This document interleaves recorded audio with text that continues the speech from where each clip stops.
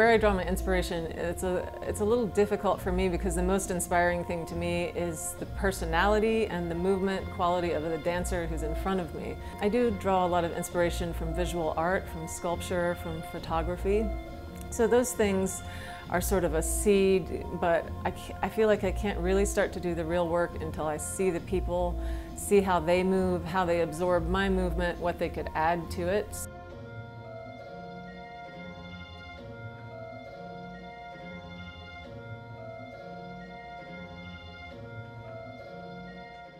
I would like to see you make it into a turn somehow. Everyone's body is very different. Everyone has very different things to offer. So then I will ask them sometimes to alter that phrase in ways that will be original to them, or I might ask them to construct an entirely new phrase. You know, we were working yesterday on the idea of origami and folding your body the way you would fold paper. And you know, there's a dancer in a certain position and I'll ask her, could you please fold your right elbow in some direction? So it's up to her what she does. And it might be, you know, her instinct might be perfect for me, or she might do something that's not quite right, but I can say that just gave me an idea for where it should go.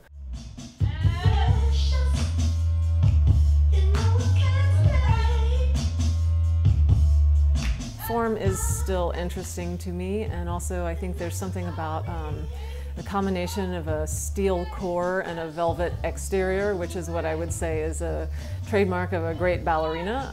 I think that carries over very well into a great contemporary dancer. Veronica, you have to be naughtier. So like Whitney was saying the first day, just like, no, I didn't do anything.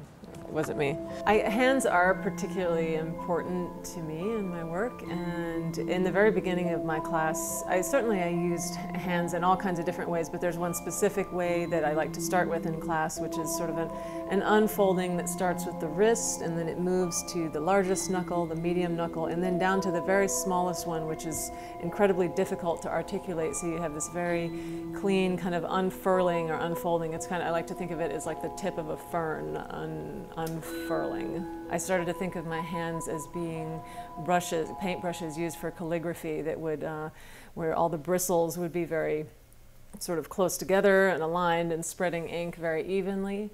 And then there are other hand shapes at different moments. Like yesterday we were working on picking the hand up off the floor and having the hand retain that flat shape as though it was sort of frozen there. And then there are other things that we do at different moments, gestures like this or like that, that we've given specific meaning to, but generally the work that we do with the hands is quite detailed and articulate.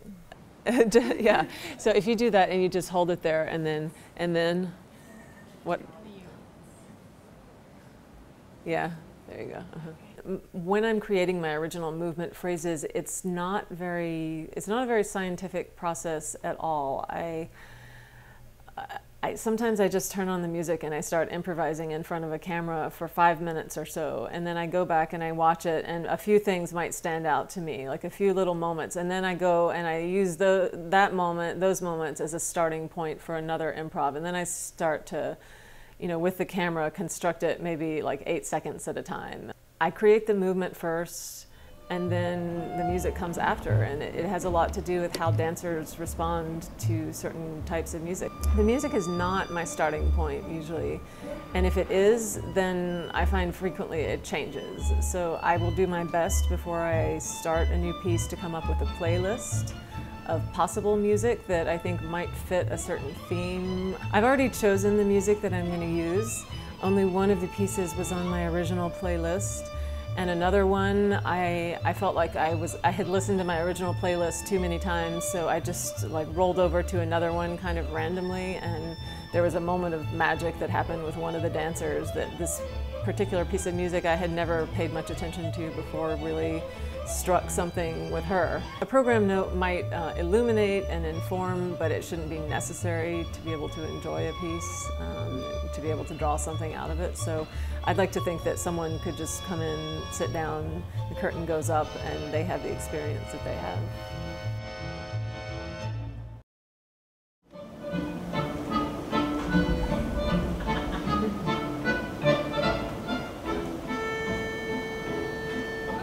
So I like to start an audition as a class. I have a contemporary class that I teach, and it starts with a floor warm-up, and I address some of the concepts that are important to me in movement, certain kinds of articulation. There's some conditioning and strengthening that I think is important because I do a lot of work. There's a lot of weight in the hands, and so I want to make sure people don't injure themselves, that their arms and their core are ready for that kind of work.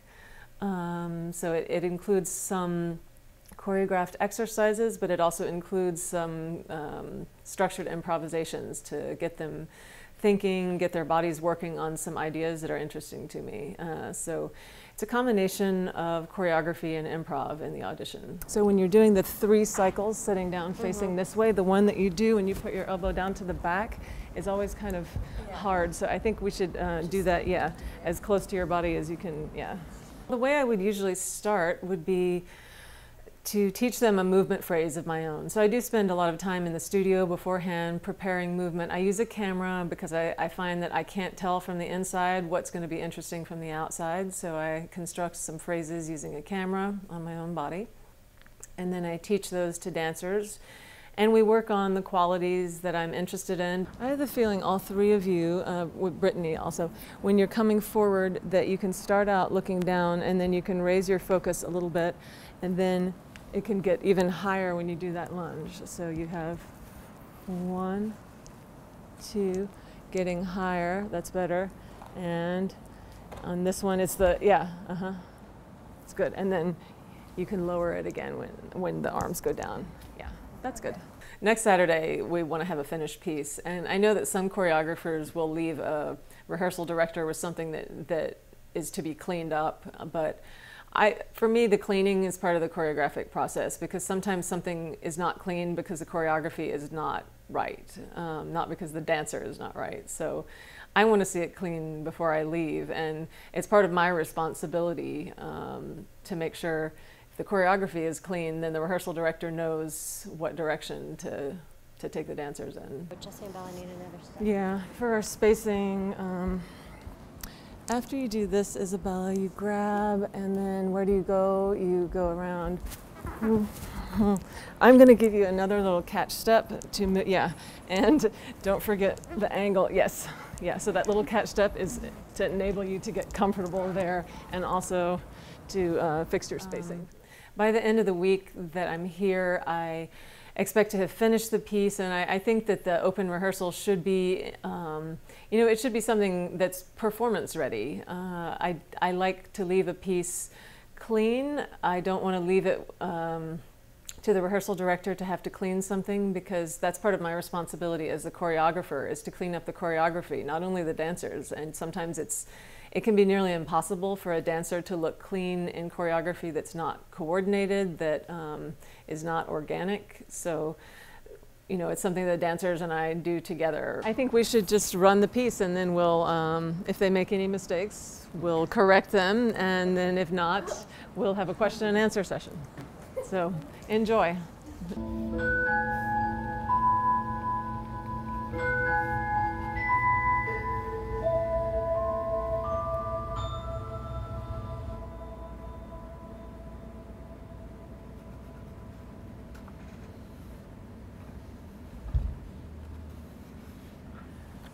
She needs to pause longer after she does the last jump forward. And we fade out the lights there. I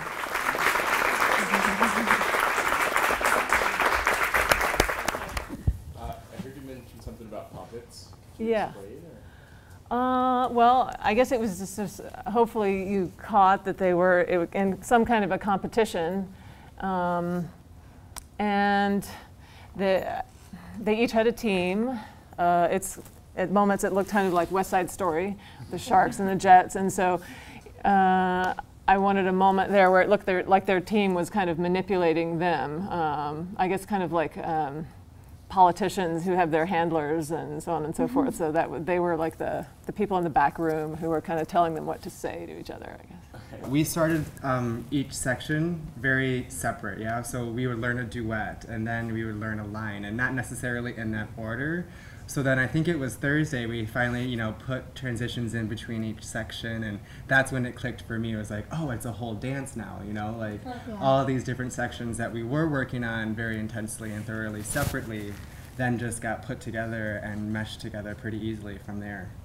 We'll do it and we'll see what happens, and then whatever happens, what you do naturally, maybe we'll keep it. And then that actually happened a lot with me. Other sections where we would say, okay, go, we would do the section, I would just be standing there not knowing what to do. And she said, good, let's keep that. I find in my work it seems to be really important who's looking at whom at which moment. And that's something that I was still working on tonight. Yeah, and what are they thinking? Are they waiting for instruction? Are they trying to imitate something? Yeah, that's an important part of it for me. Yeah, it was so beautifully clear. Good, good. We hope that you will come back in January and visit us in Shaw Theater and see the very, very finished work on our Winter Gala Dance Concert.